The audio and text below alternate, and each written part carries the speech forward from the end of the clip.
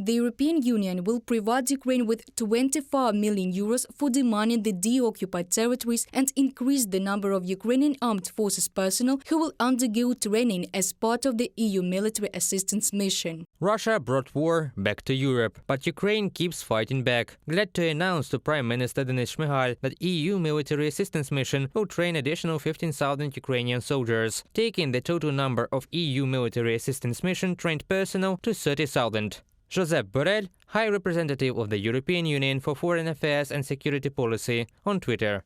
During the exercises, the Ukrainian military will be trained to operate Western-style heavy armored vehicles, including Leopard 2 tanks. The training military mission EUMAM Ukraine was created in mid-October last year and provided for individual, collective and special training for the personnel of the armed forces of Ukraine.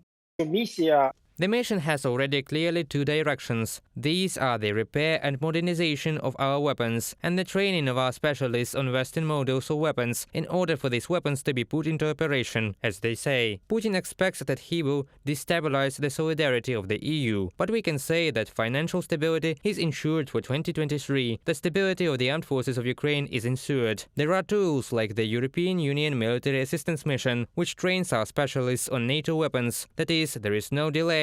On the contrary, our European partners demonstrate support in practice, not in words. An additional decision to continue military assistance for the armed forces of Ukraine within the framework of the European Peace Fund was made. This is the seventh package of €500 million to protect Ukrainian territory from Russian aggression, and also €45 million will be allocated to continue the training mission.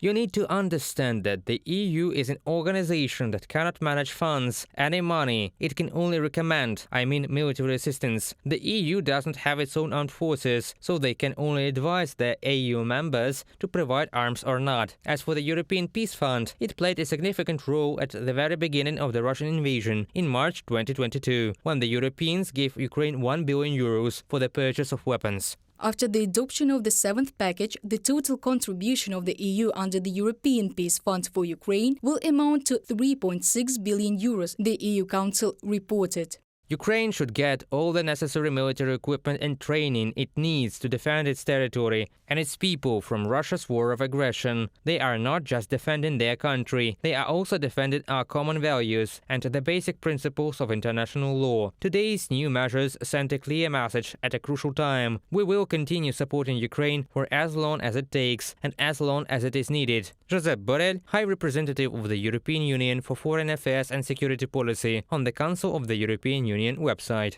In total, the EU has provided almost €12 billion in military assistance to Ukraine, both through the European Peace Fund and on the bilateral basis. Reported by Diana Kolesnik, Yulia Bil, UATV News.